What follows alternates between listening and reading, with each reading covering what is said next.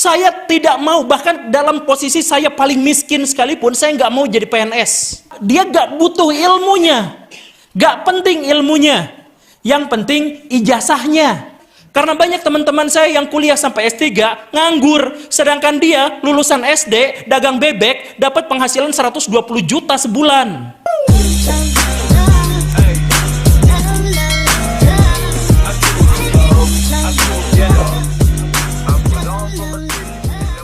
Kenapa kita tidak mau melakukan aktivitas-aktivitas berbau-bau intelektual? Ya, ini kan pertanyaan yang tadi akhirnya berlanjut. Jadi tadi saya bilang ya, nanti kalau nunggu pertanyaan berikutnya, benar pertanyaan berikutnya nyambung. Tapi ginilah sederhananya. Bukan sederhana, tadi juga sebenarnya sudah dibahas sedikit. Kita tuh gak tahu hidup tanpa dikomando sama orang lain tuh gak tahu. Jadi kalau misalkan kita dikasih nganggur, gak ada yang nyuruh, gak ada yang mengomando, gak ada yang memperbudak, kita tuh sedih. Bingung, siapa yang nyuruh saya ya? Akhirnya guling-guling gak jelas. Nah, karena kita terbiasanya sejak kecil itu didoktrin untuk disuruh dan diperintah, maka ketika kuliah, mikirnya adalah saya mau kuliah di jurusan yang paling memungkinkan saya dapat kerjaan. Nah, karena itu, maka dia gak butuh ilmunya. Gak penting ilmunya. Yang penting ijazahnya. Biar bisa dipakai ngasong. Pak, ijazah saya terima Pak, gitu. Ke Indomaret gak apa-apa, ditahan 2 bulan, 2 tahun juga gak apa-apa, asal bisa jadi kasir di sini. Kan gitu. Nah, karena kita tuh gak mau ilmunya, maunya adalah ijazahnya, maka ketika kuliah, pertama, dosen ngasih tugas, gak mau mikir, copas dari internet, kasihin ke dosen. Terus ada penelitian ilmiah, cari joki, cari ChatGPT, yang penting jadi. Gitu, karena apa? Gak mau ilmunya, sumpahnya. Saya kuliah bukan nyari ilmunya, nyari ijazahnya. Setelah saya lulus, saya bisa jadi budak di perusahaan-perusahaan itu. Tujuannya itu. Karena apa? Sejak kecil pengen diperbudak. Pengen disuruh, pengen dikomando. Nah, itulah awal mula kenapa mahasiswa-mahasiswa banyak yang tidak mau dan tidak tertarik pada dunia intelektual. Saya rumusannya gini nih. Kenapa kita harus berintelektual itu gini ceritanya. Siapa di sini yang pengen punya usaha yang menghasilkan uang 100 juta per bulan tanpa usaha? Atau usahanya 10 menit sehari, tapi menghasilkan penghasilan 100 juta. Siapa yang mau? Itu halal. Siapa yang mau? Acung? Nah, itu butuh intelektualitas. Jadi intelektualitas adalah untuk memecahkan masalah-masalah kita. Tapi kita gak tahu, bahkan kita tidak tahu masalah kita itu apa. Jadi misal ya, saya sering ngomong seperti ini. Saya sering ngomong dan saya cerita di sini. Saya punya teman, dia kerja 5 menit sehari, penghasilan 120 juta rupiah sebulan. Kerjanya 5 menit, tiduran di kasur, kerjaannya tuh. Apa itu? Jadi tukang dagang bebek.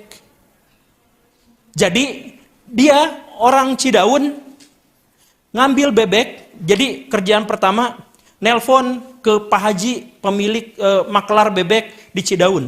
Pak Haji, nanti ada anak buah saya yang mau ambil bebek dari Cidaun 200 ekor ya.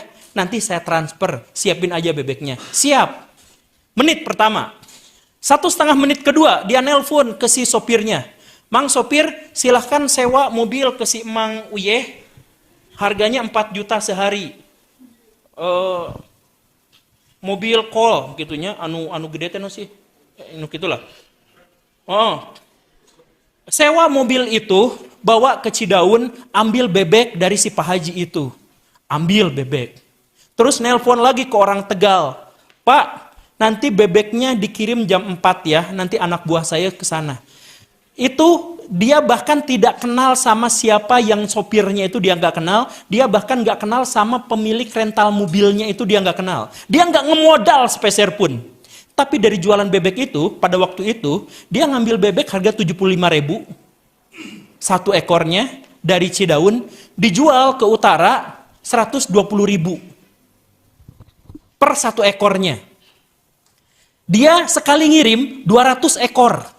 Hitung, dan dalam sebulan dia ngirim 8 kali. Hitung penghasilannya. Apa yang dia lakukan? Nelpon. Dia bahkan gak ketemu sama orang-orang yang tadi itu, cuma nelponin aja, sama sebelumnya main di Facebook. Tapi dia dapat duit segitu banyak. Kenapa coba? Karena ilmu. Ilmu. Teman saya kemarin, saya bilang, dia dapat penghasilan ratusan juta sebulan, hanya dari jualan buku yang ditulis sama ChatGPT. Dia nulis buku powered by ChatGPT. Dia cuman kerja ngeringkas dari ChatGPT, dijadiin buku, kemudian berkenalan dengan para afiliator, suruh jual. Dia nggak ngapa-ngapain. Kerjanya cuman nyaring dari ChatGPT selama 23 jam. Dibagi dalam berapa hari, itu 23 jam. Udah selesai, dia menikmati itu. Nanti kalau misalkan duitnya udah berkurang, dia bikin lagi. 24 jam lagi, dia bikin lagi. Per bulannya ratusan juta. Kenapa bisa seperti itu? Dengan ilmu. Ini nggak ada yang ilmunya sampai ke situ kan? Nggak ada. Nah, makanya intelektualitas itu penting, karena dia bisa memecahkan masalah-masalah kita. Masalah itu apa? Masalah itu adalah harapan, kesenjangan antara harapan dengan kenyataan. Itu masalah. Saya berharap bahwa misalkan ya, saya berharap saya punya mobil Lamborghini, tapi kenyataannya tidak memiliki. Maka itu masalah. Nah, gimana cara supaya bisa memilikinya? Dengan ilmu. Ilmu yang banyak dimiliki sama seseorang disebutnya kadar intelektual. Maka penting intelektualitas itu bahkan lebih penting daripada kuliah. Karena banyak teman-teman saya yang kuliah sampai S3 nganggur, sedangkan dia lulusan SD, dagang bebek, dapat penghasilan 120 juta sebulan. Kenapa? Karena kuliah itu bukan soal intelektual. Yang paling penting itu kita mau nggak intelektualnya. Jadi pas kuliah itu nyari ilmunya, nyari proses berpikirnya, sehingga kita bisa menemukan peluang terkecil. Nah, itu pentingnya. Nah, kita tidak ngambil intelektualitas itu karena kita pengennya diperbudak. Jadi gak mau mikir.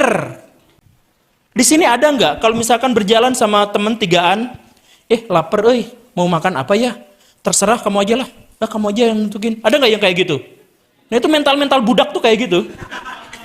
Dia nggak punya inisiatif, udah tahu lapar tapi nggak tahu makan di mana. Ada nggak di sini yang ngariung di depan ada bala-bala, ada cireng, pas cireng terakhir nggak ada yang makan. Nah, itu mental budak tuh di situ, yang ngumpul di situ tuh mental budak semua. Jadi ubah mindsetnya, intelektualitas itu untuk memecahkan masalah-masalah. Sehingga kita mendapatkan uang, kita mendapatkan jodoh, kita mendapatkan waktu, kita mendapatkan kedekatan diri kepada Tuhan dan sebagainya. Masalah-masalah diatasi karena kita intelektual. Jadi cari ilmunya bukan ijazahnya. Oke ya, cari ilmunya. Kalau sudah nyari ilmunya, nah kayak saya tidak mau, bahkan dalam posisi saya paling miskin sekalipun, saya nggak mau jadi PNS. Gak mau, karena tujuan saya ngajar adalah ingin mencerdaskan kehidupan bangsa walaupun tidak dibayar. Sekarang saya bisa ngetawain guru-guru PNS. KPR masih bayar. Kenapa? Karena saya gak butuh ijazahnya, gak butuh sertifikatnya, gak butuh apanya. Saya butuh intelektual buat saya, biar saya bisa memecahkan masalah-masalah saya.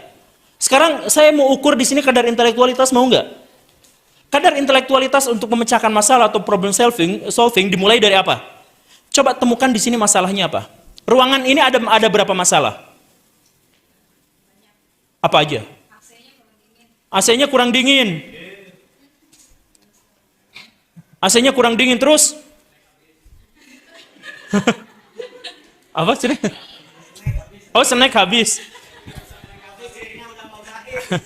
Snack habis. Nah, itu tuh masalah-masalah. Nah, dari masalah-masalah itu, biasakan kita hidup dari masalah itu. Kita kritis terhadap masalah itu. Kita pecahkan, walaupun dalam imajinasi, pecahkan masalah itu. Jadi nanti ketika ada masalah beneran, kita terbiasa untuk menghadapinya. Kan gitu ya. Jadi Buat para mahasiswa di sini, buat ibu dosen, buat semua akademisi di sini, jangan takut sama masalah, jangan ngejar-ngejar ijazah, jangan ngejar-ngejar sertifikasi. Yang paling penting, layakkan selayak-layaknya diri kita, berikan kekuatan kualitas terbaik dalam diri kita, agar kita layak berhadapan dengan manusia, dan kita layak ketika kita mati berhadapan dengan Tuhan, dan kita menghadapnya dengan bangga. Terima kasih.